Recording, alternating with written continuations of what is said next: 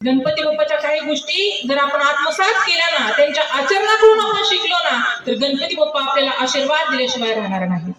कोणत्या आहेत त्या गोष्टी जरा बारकाईने ऐकू द्या. गणपती बाप्पाचा पहिला गुण मला घ्यावासा वाटतो तो म्हणजे आज्ञाधारीपणा. आता ह्या आज्ञाधारीपणामध्ये तुम्हाला गणपती बाप्पाची जन्मकथा देखील ऐकायला मिळेल. जरा बारकाईने ऐका. तुम्ही ऐकली देखील असेल, परंतु वक्त्याचं आद्य कर्तव्य आहे प्रसंगावधान सांगून त्या ठिकाणी लक्षात घेऊन त्या प्रसंगावर बोललं देखील पाहिजे. गणपती बाप्पाचा पहिला गुण आहे तो म्हणजे आज्ञाधारीपणा. पार्वती मातेला वाटलं, मी अगोदर सुरुवातीला नंदीला आज्ञा दिली होती की तुम्ही प्रवेशद्वारावरती उभं राहा, मी स्नानासाठी जाते, परंतु आतमध्ये कोणाला येऊन द्यायचं नाही. परंतु नंदीची कोणाचं वाहन आहे हो? इकडे लक्ष द्या माऊली. नंदी कोणाचं वाहन आहे?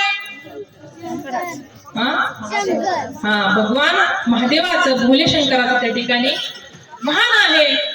महादेवजी आले, नंदी जी क्या कर रहे हो यहाँ, हमको अंदर जाने दो. आता स्वामीजी होते महाराज, कैलासाचे पती होते, नकार देऊ शकले नाही. सुरुवातीला सांगितलं पार्वती मातेने आज्ञा दिली, त्यांच्या आज्ञेचं उल्लंघन नाही करू शकत. असं कसं काय बोलू शकतो? तू माझा सेवक आहे ना, जाऊ दे आतमध्ये. नाव इलाज असतो, नंदी खाली घातली आणि शिवजी आतमध्ये गेले. पार्वती मातेने ते पाहिलं. आता पती म्हटल्यानंतर काय बोलू देखील शकत नाही, शांत बसले. पण कुठंतरी शोक वाटलं, कुठंतरी खंत वाटली की अरे आपल्या हक्काचं असं कोणीच नाही जे आपल्या आज्ञेचं पालन करू शकेल. या ठिकाणी आज्ञेचं तर उल्लंघन झालं, आता करायचं तरी काय करायचं? आंघोळ करत असताना महाराज तो उठण्याचा लेप लावलेला असताना, तो उठण्याचा लेप काढत असताना काही पौराणिक कथामध्ये असा उल्लेख आहे की पार्वती मातेचा मळ त्या ठिकाणी साठला आणि त्या मळापासून पार्वती मातेने त्या मळाला आकार दिला आणि त्या आकारापासून बाहुलं तयार झालं. आणि मूळ गणेश तत्वाचं त्या ठिकाणी चिंतन पार्वती मातेने केलं. त्याच्यासाठी अशक्य अशी कोणती गोष्ट आहे माऊली? लक्षात घ्या ना, अशक्य अशी कोणतीच गोष्ट नाही. जगत जननी आहे आई जगदंबा. त्या ठिकाणी सांगितलं, मूळ गणेश तत्वाचं चिंतन केल्यानंतर ना आपल्या त्या बाहुल्यामध्ये पंचप्राण ओतले आणि पंचप्राण ओतून त्या ठिकाणी त्या बाहुल्यापासून एक मूल तयार झालं. महाराज उठून उभा राहिलं आणि आईला साष्टांग दंडवत केला. आता चांगल्या लेकराचं लक्षण काय असतं माऊली? लक्षात घ्या. उठल्यानंतर ना गणपती बाप्पाने नमन केलं, दर्शन घेतलं आणि सांगितलं, आई काय काम आहे? मला काम सांग. पण आपली लेकरं काय म्हणतात? आधी दाम मग काम. ते गणपती बाप्पा होते महाराज. काम काय काढलं आई? सांग ना, काय काम करू? काय नाही बाळा, मी आता स्नानासाठी चाललेली आहे, तू फक्त प्रवेशद्वारापाशी उभा राहा, कोणालाही आतमध्ये येऊन देऊ नको. जशी आज्ञा आहे. त्या ठिकाणी उभा राहिलेले आहेत गणेशजी. एवढं छोटस बालक आहे डोळ्यासमोर आलं महाराज. गणपती बाप्पाची इतकी गोंडस मूर्ती आहे महाराज, लक्षात घ्या. तिकडून भगवान महादेव आलेले आहेत. कोण आहेस तू? परंतु जाताना सुरुवातीला पार्वती मातेला हा प्रश्न गणरायाने केला होता की मी इतकं तर छोटा आहे, तुम्हाला एवढे सगळं काही पार पाडण्याची जबाबदारी देते, पण चुकून मला जर कोणी विचारलं की तू मला इथं अडवतोय, पण तू मला अडवणारा कोण आहेस? त्यावेळेस तू उत्तर दे की तू माझ्या विनयाचं रक्षण करतोय म्हणून तू विनायक आहेस. गणपती बाप्पाचं नाव काय आहे? विनायक सुद्धा गणपती बाप्पाला म्हटलं जातं. गेलेले आहे. शिवजींनी विचारलं, कोण आहेस तू? तू मला का अडवतो? मी विनायक आहे, पार्वतीचा पुत्र आहे. अरे तुझा पुत्र म्हणल्यानंतर माझा पण पुत्र आहे, मी तुझा पिता आहे, मला जाऊ दे. त्यांनी इतर कोणाला तरी सांगितलं असेल, पण मला नाही म्हटले. माझ्या मातेने ज्या आज्ञा दिलेली आहे त्याचं मी पालन केलं पाहिजे. आता जेवढे भगवान शिवजी शांत आहेत तेवढे रागीट सुद्धा आहेत. एकदा झालं, दोनदा झालं, तिसऱ्यांदा झालं, चौथ्या वेळेस राग अनावर झाला. दोघांमध्ये युद्ध झालं आणि युद्धामध्ये हातातील त्रिशूळ काढला आणि गणपती बाप्पा त्या ठिकाणी धारातीर्थी पडले. आई म्हणून त्या ठिकाणी आवाज दिला. असा आवाज ऐकून पार्वती माता आलेले आहे. काय झालं? पाहतात तर काय, त्या रत्नाच्या थावळामध्ये पडलेलं ते लहान लेकरू महाराज शोक करू लागलेले आहेत. जगत जननी त्या ठिकाणी आई जगदंबेचं स्वरूप पार्वती माता महाराज शोक करू लागले. तेवढं संतप्त आणि राग देखील आहे. आता पार्वती मातेचा रागावर आल्यानंतर तुमचं काही खरं नसतं बरं का, म्हणजे प्रत्येकाच्या गरजेचं सांगते. तुम्हाला अनुभव परंतु राग जरी आला तरी शांत करण्याची ताकद पाहिजे ना महाराज आपल्यामध्ये, बरोबर आहे काय? कभी खुश कभी गम, सगळं काय सरळ नसतं ना महाराज. संसार कसा आहे ना, लक्षात घ्या. पण दुःखामध्ये देखील सुख शोधलं पाहिजे महाराज. आता कसं पार्वती मातेला शांत करायचं? देवतांना कोडं पडलं महाराज, सगळे देव त्या ठिकाणी उपस्थित झालेले. अहो पार्वती मातेला शांत करा, नाही तर पृथ्वीचं काय खरं नाही महाराज. काय करू म्हणले, तुझ्यासाठी काय करू, तुझा राग शांत होईल, काय नाही म्हणते. माझं लेकरू आहे तसं जिवंत करून द्या, मला बाकी काय नको. सर्व जणांना त्या ठिकाणी आदेश दिला, तुम्ही वनामध्ये जावा आणि जी आहे आपल्या लेकराकडे पाठ करून झोपलेली आहे ना, तिथं त्या ठिकाणी शीर घेऊन या. सर्व वन त्या ठिकाणी केलेले आहेत आणि जी आहे त्या ठिकाणी पाठ करून झोपलेली आहे, तिचं मस्तक आणलेलं आहे. शिवजींच्या शक्ती स्वरूपाने त्या ठिकाणी ते शीर जे आहे, गज आनंद म्हणून गजानन असं नाव गणपती बाप्पाचं आहे का दुसरं. गणपती बाप्पाला यथाशक्तीने त्या ठिकाणी महादेवांनी शीर त्या ठिकाणी जोडलेला आहे. गणपती बाप्पा उठून बसलेले आहेत. गणपती बाप्पाचं स्वरूप डोळ्यासमोर आणा जरा. शरीर कोणाचं आहे? माणसाचं आहे आणि शीर हत्तीच आहे महाराज. कसं दिसतं ते? दिसायला बरं दिसतं का? परंतु आईचं अंतःकरण फार मृदू असतं महाराज, कोवळं असतं. माझ्या लेकराला देव म्हणून कोण संबोधेल? देवता जर सगळे जर हसतील ना माझ्या लेकरावरती, पूजा तरी होईल का? ते मला स्वीकार नाही. परंतु पार्वती मातेचे समजून घालताना महादेवजी म्हणतात, अगं ऐक ना, मी गणरायाला एक वर देतो, त्या वरामुळे तू ही जी गोष्ट आहे ती त्या ठिकाणी संपून जाईल महाराज. याच्याकडे कोणी पाहणार नाही, दुर्लक्ष करेल. असा वर देतो या गणरायाच्या मंगलमय अशा नमनाने प्रत्येक कार्याची सुरुवात होईल आणि त्याची सुरुवात केल्याशिवाय कोणतंही कार्य सिद्धीत जाणार नाही. म्हणून सिद्धिविनायक विठ्ठल गणपती बाप्पा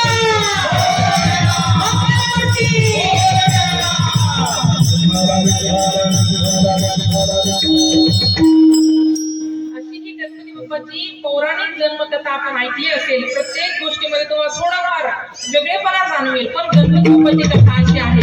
परंतु ही जन्मकथा ऐकत असताना त्यातला महत्वाचा मुद्दा म्हणजे मी मगाशी सांगत होते की खरा आज्ञाधारीपणा गणपती बाप्पाकडून शिकावा. हे शीर ह्या धडापासून वेगळं व्हायपर्यंत आपल्या मातेच्या आज्ञेचं पालन करत राहिले ते गणपती बाप्पा महाराज. म्हणून आपल्या आई वडिलांच्या आज्ञेचं पालन करा. गणपती बाप्पा आपल्यावर प्रसन्न झाल्याशिवाय राहणार नाही. जे नाही त्याचा शोक करत बसू नका माऊली, जे आहे त्याचा सदुपयोग करा. आपली तुलना इतरांशी करू नका.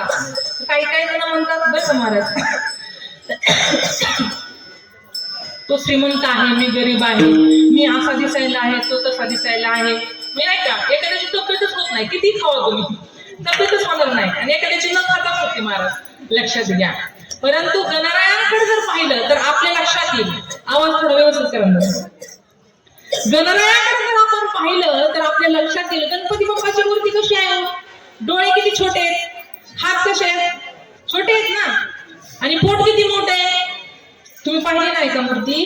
बोला ना, हो म्हणा फक्त. पोट किती मोठे आहे? मोठे. कान किती मोठे? दिसायला कसं दिसतं ते? बरं दिसतं का? एखाद्या व्यक्तीचं रूप कसं दिसेल ते विचित्र दिसेल ना. परंतु क्षमा मागून बोलते, इतके देवता आहेत महाराज आपल्या हिंदू धर्म संस्कृतीमध्ये, परंतु गणराया एवढी गोंडस आणि सुंदर मूर्ती या जगाच्या पाठीवर कोणत्याच देवतेचे नाही. आकर्षण त्यांच्याकडे पाहिलं तरी समाधान होतं महाराज. कारण मौली ज्ञानोबा ज्ञानेश्वरीमध्ये गोड वर्णन करतात. तेच चेहरे देखणे जे प्रांजळाचे आरसे. तुम्ही बाहेरून दिसता कसे हे महत्वाचं नाही माऊली, तुमचं आंतरिक सौंदर्य फार महत्वाचं आहे. तुम्ही आंतरिक सौंदर्याने परिपूर्ण व्हा. हे गणरायाकडून शिकायला भेटतो.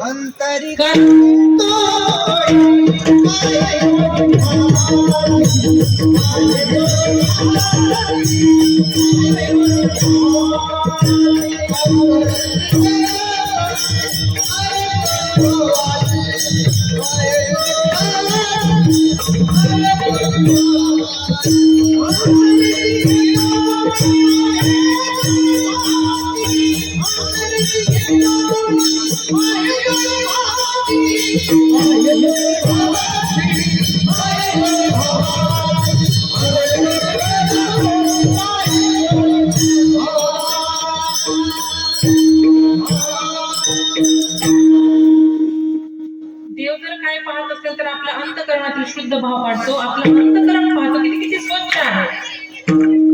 गणपती बाप्पा सांगतात की तुम्ही आंतरिक सौंदर्याने परिपूर्ण व्हा माऊली. कारण हे बाह्य सौंदर्य आहे ना, आज आहे उद्या नाही.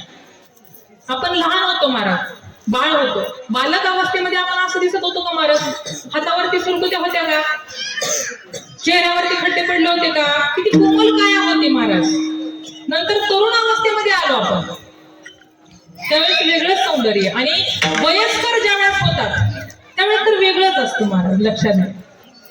म्हणून एक ना एक दिवस हे बाह्य सौंदर्य नाश पावल, नाशिवंत देह जाणार असत. आयुष्य खातो काळ शरीर जायाचे ठेवणे, जायाचे शरीर जाईल क्षणात. म्हणून बाह्य सौंदर्याने परिपूर्ण नका हो, तुम्ही आंतरिक सौंदर्याने परिपूर्ण व्हा. हे गणपती बाप्पा आपल्याला शिकवतात. तिसरी महत्वाची गोष्ट म्हणजे मातृपितृ भक्त गणेश. तुम्हाला जर भक्तच व्हायचे असेल ना, तरी तर कोणत्या गुरूंचे हो नका महाराज. आपल्या आईवडिलांची सेवा करा, आपल्या आईवडिलांचे भक्त व्हा. कैलास पर्वतावरती पार्वती माता आणि भगवान शिवजी बसलेले असताना कार्तिकेय आणि गणपती बाप्पाला सांगावं, इकडे या, तुम्ही त्या ठिकाणी संपूर्ण ब्रह्मांडाची प्रदक्षिणा करायला जावा. जो कोणी प्रथमता येईल तो सर्वश्रेष्ठ ठरला जाईल. नारद देखील त्याच ठिकाणी होते. कळीचे, ती कळी नाही बरं का, बुंदीची नाही, ती कळी वेगळी. परंतु ती कळ लावणं तिथंच होतं. पण आजच्या कलियुगामध्ये जे कळीचे नार आहेत ते लय अवघड आहे महाराज, बरं का काका. आपलं एखादं कार्य चांगलं होत असेल ना, त्याचा येतोच बघा नारद, तर तो नारद वेगळा असतो महाराज, लक्षात घ्या. मातृपितृ भक्त गणेश. गणराया हे बुद्धीचे देवता आहेत बरं का. प्रथम कार्य करत असताना, तुम्ही अभ्यास करत असताना, चिंतन करत असताना, कोणतंही कार्य करत असताना आधी गणरायाला वंदन करा, कारण ती बुद्धीची देवता आहे. सुख करता आहे, सुख करता दुःख हरता, वार्ता विघ्नाची, नुरवी पूर्वी प्रेम. आरती सगळ्यांची पाठ आहे ना? चुकीची म्हणता का बरोबर म्हणता? कोणी लिहिली, कोणी माहितीये का? हा, समर्थ रामदासांनी लिहिले. आपल्याला काहीच माहिती नसतं महाराज. एकीकडे लक्ष असतं, एकीकडे टाळ वाजतात, वाजले तर वाजले ना तर कचा म आणि मचा ग. लक्षात घ्या. आता ग ग गणपतीचा नाही महाराज, ग ग गवताचा आलाय. बरोबर आहे ना बाबा? पाठीवर पूर्वी शिकवलं जायचं ग ग मन बाळा, ग ग. हा, आता मोबाईल आलाय, मोबाईल मध्ये गवतच आहे ना सगळं, म्हणून तर सगळ्या आयुष्याचं गवत झालंय माऊली.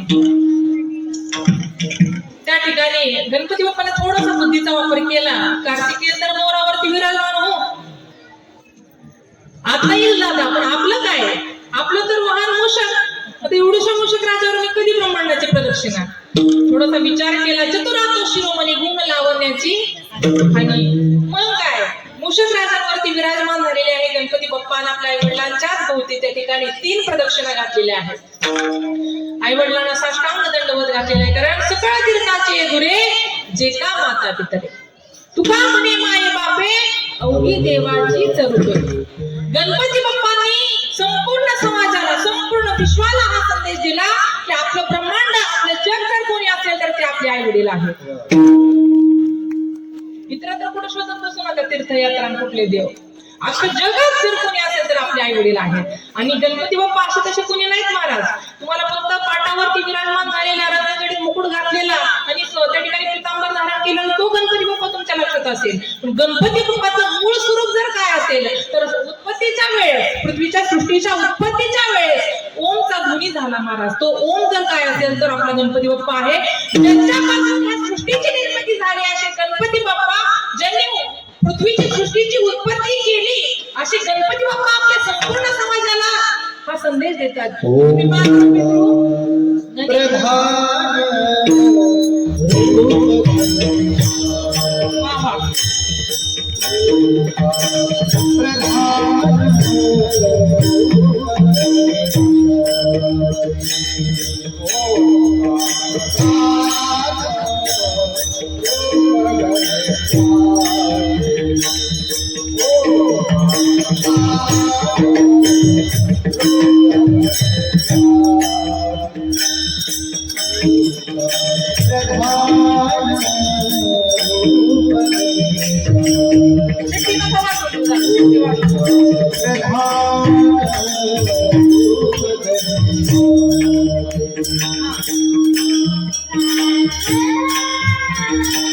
वाव, आवाज द्या.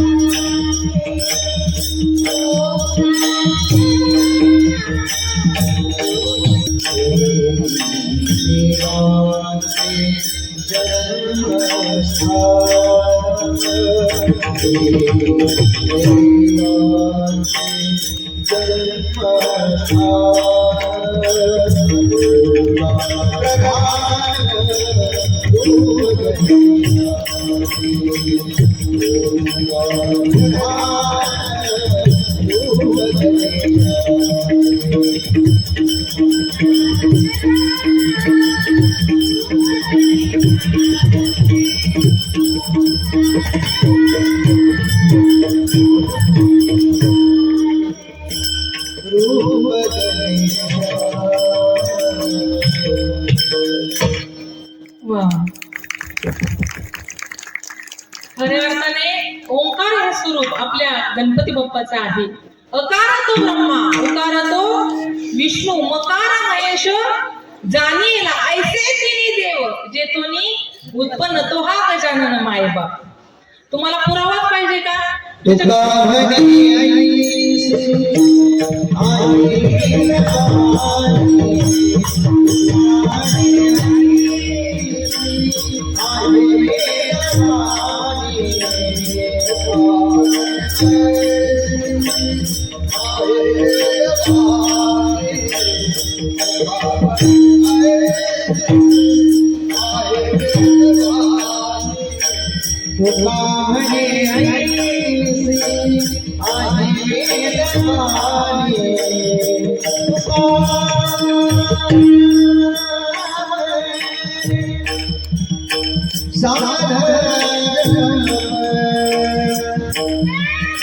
आवाज मोकळा द्या.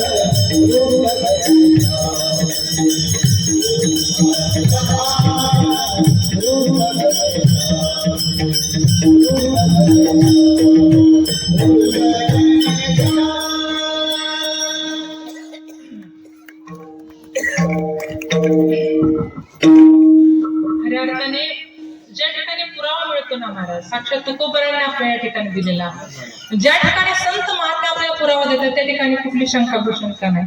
ब्रह्मदेव जरी ज्यांनी या ठिकाणी उत्पत्ती केलेली आहे, निर्माण केलेलं आहे या सगळ्या निसर्गाचं, सृष्टीचं, तरी खरे उत्पत्तीधारक कोण आहेत? गणराय आहेत.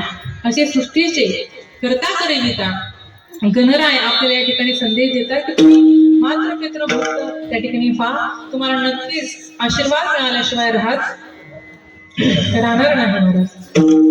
एक शेवटची गोष्ट म्हणजे गणपती बाप्पाच्या डोक्यावर असणारा यशाचा मुकुट आपल्याला सांगून जातो महाराज. आपण कोणत्या जातीमध्ये, कोणत्या किंवा जन्माला येणार आहे ते आपल्या हातामध्ये कधीच नसतं महाराज. परंतु ज्या जातीमध्ये, ज्या धर्मामध्ये, ज्या कुळामध्ये आपण जन्माला आलो ना, त्याच्यामध्ये आपलं कर्तृत्व असं सिद्ध करावं की आपल्या जातीला, आपल्या धर्माला स्वाभिमान वाटावा आणि गणरायाचा तो यशाचा मुकुट आपल्या देखील त्या ठिकाणी मस्तकावरती कधीच विराजमान व्हावा, हे गणपती बाप्पाच्या यशाचं मुकुट आपल्याला सांगतात. गणपती बाप्पाचे डोळे आपल्याला सांगून जातात, सूक्ष्म नजर ठेवा, जे देहावरती रोखून राहावी.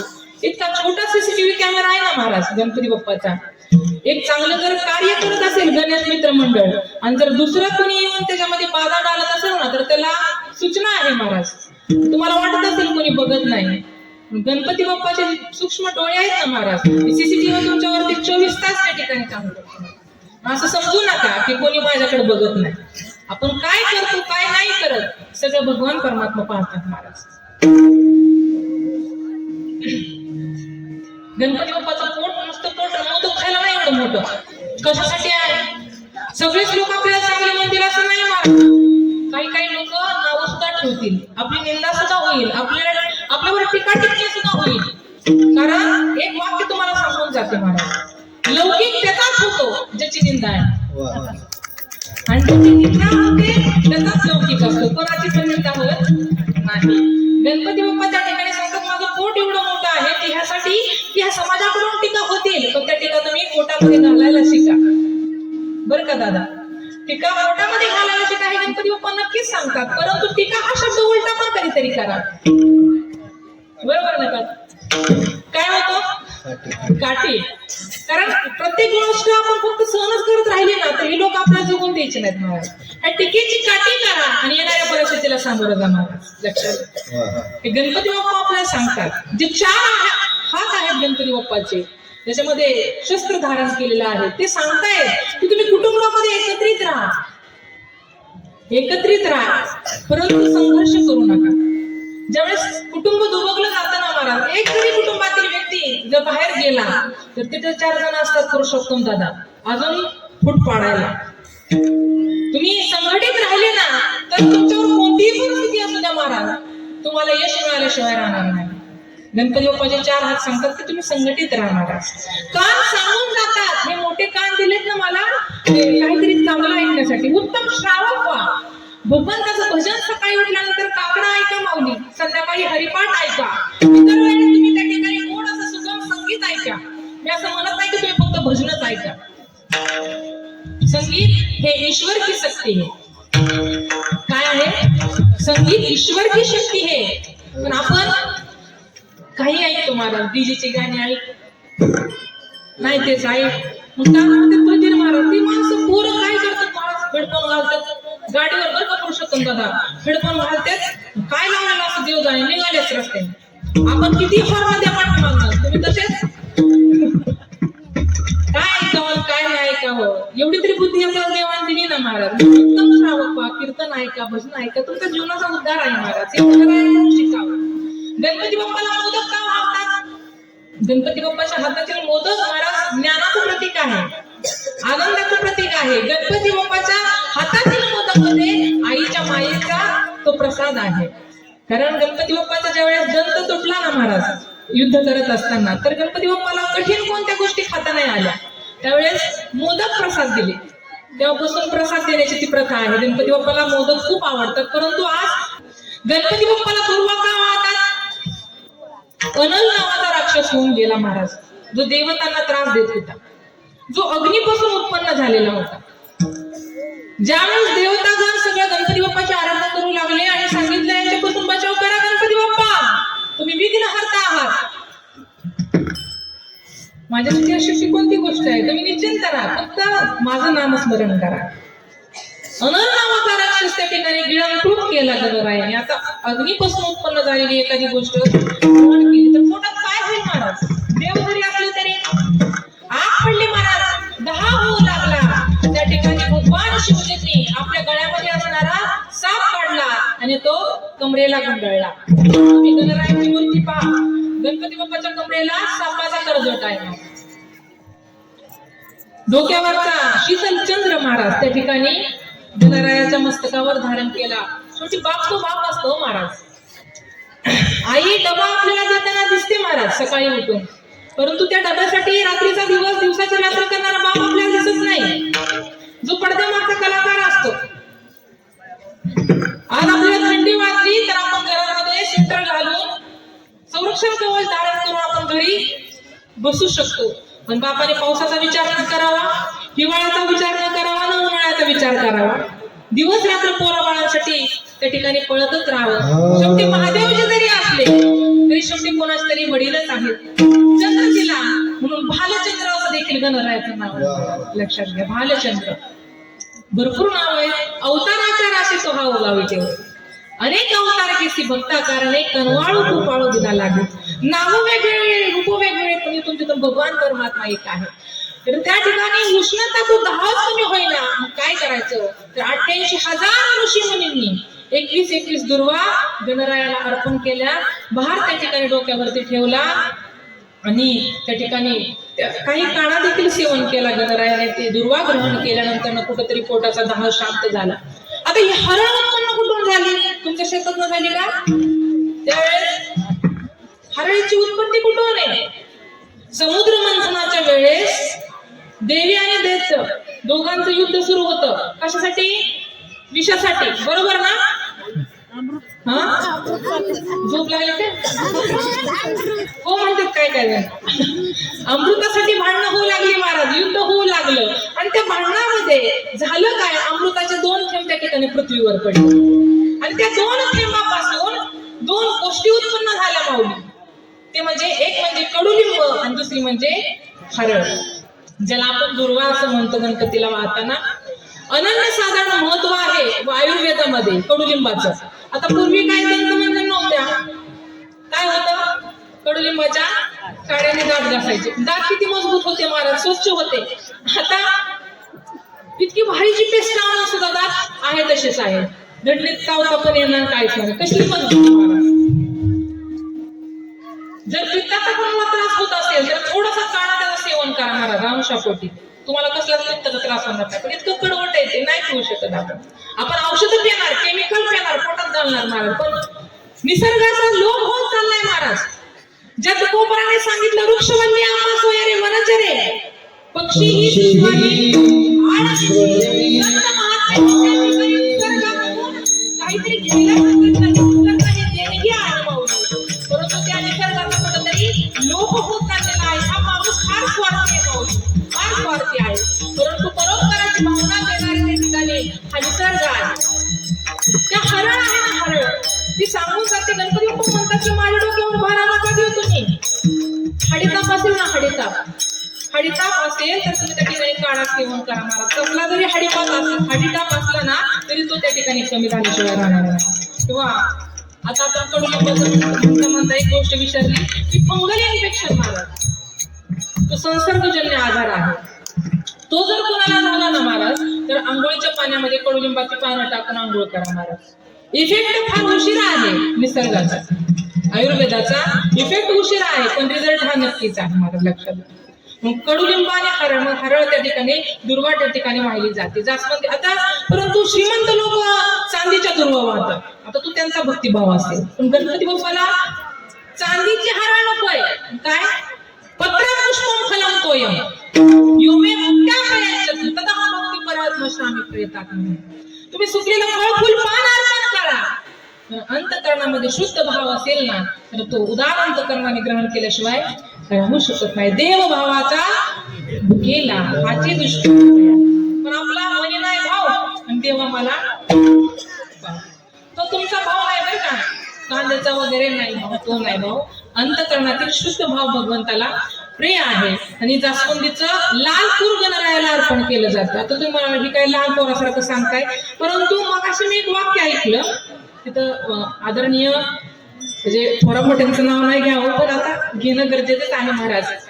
माझा कारखाना माझी जबाबदारी. सन्माननीय छत्रपती सहकारी साखर कारखान्याचे अध्यक्ष माननीय पृथ्वीराजजी जाचक बापू या ठिकाणी त्यांनी उपस्थिती लावली आपल्या कार्यक्रमाला. त्यांचं मन मोठं, त्यांच्या मनाची त्या ठिकाणी नम्रता मोठी की त्यांनी त्या ठिकाणी उपस्थित राहून आपल्या कार्यक्रमाची शोभा वाढवली. पण तिकडे तुमचा गोंधळ चालू असताना सगळे सत्कार समारंभ चालू आहेत. मी जरा इकडे थांबले होते. म्हणजे असं त्यात वयस्करांचे आहेत, परंतु थोर मोठ्यांना माहिती पाहिजे, त्यांना माहिती पाहिजे, त्यावेळेस आम्हाला माहिती होईल, लहान लेकरांना माहिती होईल. अथर्व शीर्ष काय आहे, संकटनाशक स्तोत्र काय आहे, आपल्यावरती कोणतं ना कोणतं तरी संरक्षण कवच पाहिजे ना महाराज भगवंताच्या नामाचं. परंतु इतर लांबच राहिलं. आजी आल्या, मी त्या ठिकाणी बसले होते, मी त्यांच्या मागे बसले. आमच्या आईला आणि काकूंना म्हणाल्या, होय ग बाई आज काय काय आज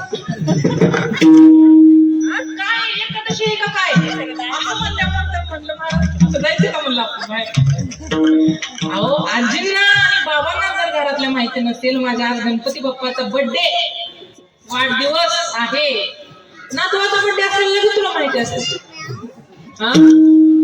आपल्या सृष्टीचे निर्माण ज्यांनी केलं, अरे आपलं दुःख हरण करणारा गणपती बाप्पा, ज्यांचा जन्मोत्सव आपल्या महाराष्ट्रातच नाही महाराज, राज्य गोवा राज्य बरं का पुरुषोत्तम दादा, गोवा राज्यामध्ये सुद्धा हा गणेश जयंती उत्सव मागी खूप थाटामाटामध्ये साजरा केला जातो. मी तर कधी कधी म्हणेन बरं का महाराज, आपल्यापेक्षा पाश्चात्य लोक, परकीय लोक बरे, कारण आपली भगवद्गीता ट्रान्सलेट होऊन लोक वाचायला लागली हो, पण आपल्या नावाचं दर्शन सुद्धा घेणं होत नाही.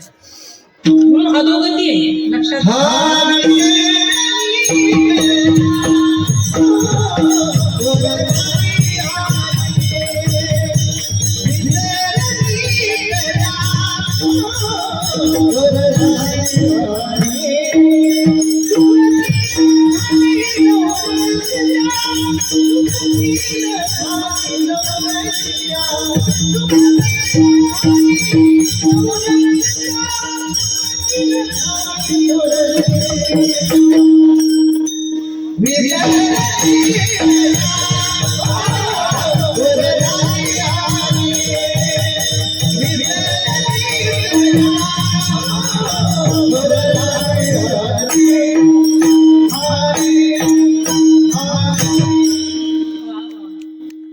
ज्यावेळेस देवाचा विसर पडतो, ज्यावेळेस संतांचा विसर पडतो ना, त्यावेळेस नक्कीच आपली कुठेतरी अधोगती होती, आपली हानी होती. लक्षात ठेवा.